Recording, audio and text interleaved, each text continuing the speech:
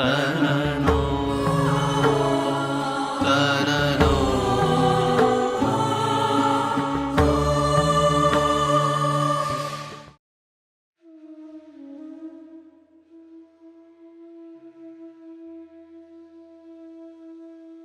श्रीहरिं परमानन्दम् उपदेष्टारमीश्वरं व्यापकं सर्वलोकानां कारणं तं नमाम्यहम्। बोल श्री हरि भगवान की जय। भगवान श्री हरि के दिव्य चरणों में विशेष अनुराग रखने वाले सभी प्रेमी जनों को, स्नेही जनों को प्यार भरा जय श्री कृष्ण। सबको प्रेम से प्रणाम। सांदीपनिस्थ हरि मंदिर में विराजमान सभी देवी देवताओं को प्रेम से प्रणाम करते हुए, परम पूज्य भाई श्री के दिव्य चरणों में प्रेम से वंदन करते हुए, मेरी वाणी को पवित्र करने के लिए श्री हरि ने जो मुझे सेवा दी है उससे मैं अपने आप को धन्य समझता हूँ। श्री हरि मंदिर में जैसा कि आप जानते हैं, रोज नई नई झांकियाँ हो रही है, रोज नए नए मनोरथ हो रहे हैं। भागवत लीला के अनुसार उन दिव्य लीलाओं का दर्शन हो रहा है। उसमें से आज की जो लीला है वह है गजेंद्र मोक्ष। कौन है गजेंद्र? कहते हैं कि पूर्व जन्म में पांड्य देश का एक इंद्रद्युम्न नाम का एक राजा था। विष्णु व्रत परायण था। मौन व्रत को धारण करके मलयाचल में जा करके अपने आश्रम में तपश्चर्या कर रहा था। और वहाँ पर कहते हैं कि महर्षि अगस्त्य उनके अतिथि हुए। अब जब महर्षि अगस्त्य अतिथि हुए, अखंडानंद जी महाराज जी कहते हैं कि अगस्त्य जी शैव थे और ये विष्णु व्रत परायण था, तो उसके बुद्धि में थोड़ी जड़ता आ गई और मौन व्रत के कारण कभी ऐसे सिर हिलाता, कभी ऐसे सिर हिलाता। अगस्त्य ऋषि यह संदेश देना चाहते हैं कि हे इंद्रद्युम्न, अतिथि देवो भव। अतिथि ही देव का रूप होते हैं, लेकिन विष्णु के रूप में होते हैं, लेकिन तू उसे पहचान नहीं सका, इसलिए ब्राह्मण का सम्मान करना नहीं जानता है। मति से जड़ है और जड़मती हाथी होता है, इधर उधर सुंड को हिलाता रहता है, जा तू हाथी हो जा। तो कहते हैं कि इस प्रकार से शाप को सुना तो इंद्रद्युम्न राजा था, उसने उस शाप को अपना प्रारब्ध समझ करके, उस शाप का प्रेम से स्वीकार करके त्रिकुट पर्वत में जहाँ पर एक सरोवर था सुंदर, वहाँ पर कहते हैं कि हाथी वहाँ पर बसने लगा। अपनी हथनियों के साथ में उस जंगल में रहता था। जंगल की शोभा का श्रीमद् भागवत में बहुत सुंदर वर्णन है।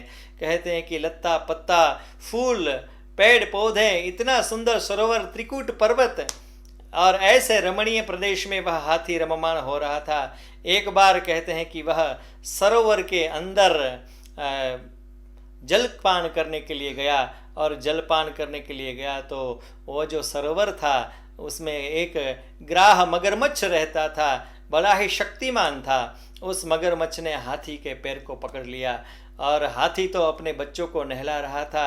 जिस प्रकार से एक गृही संस्नपयन यथा गृही, जैसे गृहस्थ अपने बच्चों के साथ में मौज मस्ती करते हैं, इसी प्रकार से कहते हैं कि वह भी अपने बच्चों के, अपने हथनियों के साथ में व्यस्त था। अब जब पैर पकड़ा तो समझ में भी नहीं आया, धीरे धीरे जब पैर खींचने लगा तब जा कर के वह अपना बल प्रयोग करने लगा। लेकिन कहते हैं कि मगरमच्छ का बल पानी में ज़्यादा होता है, तो वो धीरे धीरे अपनी ओर खींचने लगा।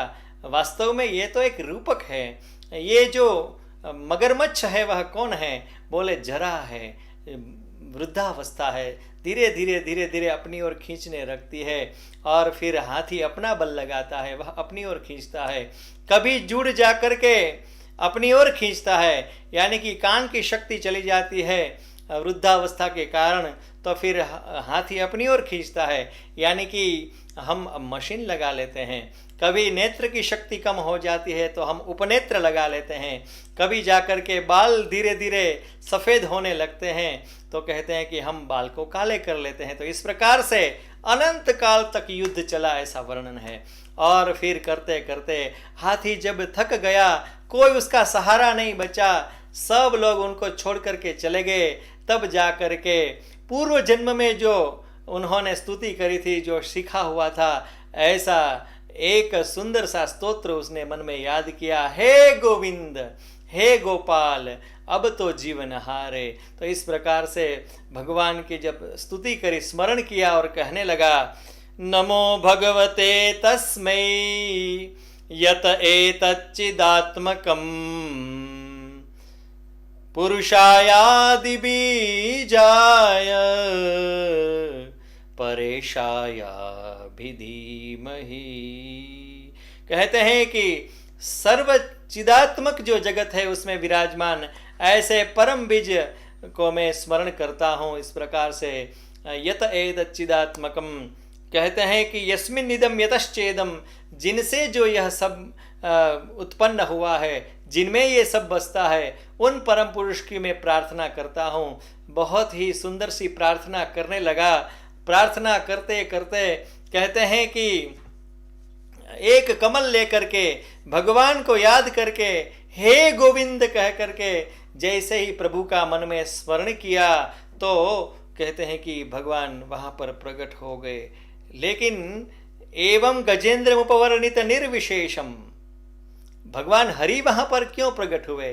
कहते हैं कि जब गजेंद्र स्तुति कर रहा था तो किसी देवता विशिष्ट की स्तुति नहीं कर रहा था, वह सब में विराजमान आदि बीज ऐसे परम पुरुष की प्रार्थना कर रहा था। तो सभी देवता थे, वे सोचने लगे कि ये ब्रह्मा जी की स्तुति हो रही है कि विष्णु की स्तुति हो रही है कि शिव की स्तुति हो रही है। इसमें इस हाथी को बचाया जाए और इस एलिफेंट का यदि रेस्क्यू भी करना है तो कौन जाकर के उसका रेस्क्यू करे। तो इस प्रकार से सब देवता हैं वह स्तब्ध हो गए। और तभी कहते हैं कि श्री हरि ने क्षण के अर्ध में, वैसे ये क्षण का अर्ध ये शब्द बोलना पड़ रहा है, लेकिन सहसा सोच करके कि सर्वदेवमयी तो मैं ही हूँ, इसलिए मुझे ही जाना चाहिए। तो कहते हैं कि श्री हरि वहाँ पर प्रकट हो गए। चक्र को आदेश नहीं देना पड़ा, गरुड़ को भी आदेश नहीं देना पड़ा कि आप तैयार हो जाइए। शब्दमयेन गरुड़ेन, कहते हैं कि शब्दमयी छंदोमयी गरुड़ के ऊपर सवार हो करके वहाँ पर पहुँच गए। और कहते हैं कि गोविंद, जैसे ही गो शब्द सुना तो गो, लेट्स गो, चलो चलो, ऐसी भावना से तुरंत वहाँ पर श्री हरि वहाँ पर पहुँच गए। और जो जुड़ था उसके ऊपर चक्र का प्रहार हुआ और उस जुड़ का मुंह फाड़ दिया। और फिर कहते हैं कि गजेंद्र का प्रेम से उद्धार हो गया। अब जुड़ था उसमें से हुहु गंधर्व बन गया। उन्होंने भी भगवान की स्तुति करी और कहते हैं कि देवर्षि के हिसाब से जो ये जुड़ बना था उसकी पूरी बात बताई। और फिर जो हाथी था उसने भी अपने पूर्व जन्म को बताया। और फिर श्री हरि गजेंद्र को कह रहे हैं कि यो माम त्वाम च सरश्चेदम गिरी कंदर काननम, कहते हैं कि हे गजेंद्र, जो लोग प्रातः काल में मुझे या तुझे, इस गजेंद्र को या इस गिरी कानन को, यहाँ के लत्ता पता को, इस त्रिकुट पर्वत को, और फिर श्री हरि तो इतने हर्षित हो गए, इतने हर्षित हो गए कि सबको याद करने लगे और कहने लगे कि यदि ध्रुव जी को कोई प्रातः काल में याद करता है, कोई मार्कंडेय को याद करता है, कोई अहल्या, द्रौपदी, सीता, तारा और मंदोदरी को याद करता है, कहते हैं कि कोई ओमकार को याद करता है, गंगा को याद करता है, यमुना को याद करता है, सरस्वती को याद करता है, तो इस प्रकार से सप्तर्षियों को जो कोई याद करता है प्रातः काल में, तो स्मरंती मम रूपाणी मुच्यंते ह्यनसो खिलात, यदि मेरा कोई स्मरण करेगा तो वो एनस यानी सभी पापों से मुक्त हो जाएगा। इतना ही नहीं, कहते हैं कि तेषाम प्राणा ते चाहम ददामि विमलाम मतिम, प्राणों के अंत में उनको मैं विमल मति प्रदान करता हूँ, जिससे वह अपने विवेक से उसके सामने जो भी दिखाई देता है उसमें श्री हरि का दर्शन कर सके। वरना जड़मति के कारण वो जो शैव थे उसमें वैष्णव नहीं दिखाई पड़े। तो वो विमल मति से, यदि प्राण के अंत में या मति सा गति, इसके भाव से यदि जो भी दृश्य सामने है उस दृश्य के अंदर यदि विमल मति के कारण श्री हरि का दर्शन हो गया तो भी कहते हैं कि उनका उद्धार हो जाएगा। तो इस प्रकार से श्री हरि ने आदेश करते हुए इत्यादिश्य हृषिकेश प्रध्माय जलजोत्तमम, अपने जलजोत्तम पंचजन्य शंख को बजाते हुए गरुड़ के ऊपर विराजमान होकर के प्रभु अपने धाम की ओर पधारे और गजेंद्र का इस तरह से उद्धार किया। कहते हैं कि इस प्रकार से जो हरि मंदिर के अंदर सेवाएं और मनोरथ के दर्शन हो रहे हैं, वहाँ पर आज की जो झांकी है गजेंद्र मोक्ष की झांकी, इनका यह सुंदर भाव है।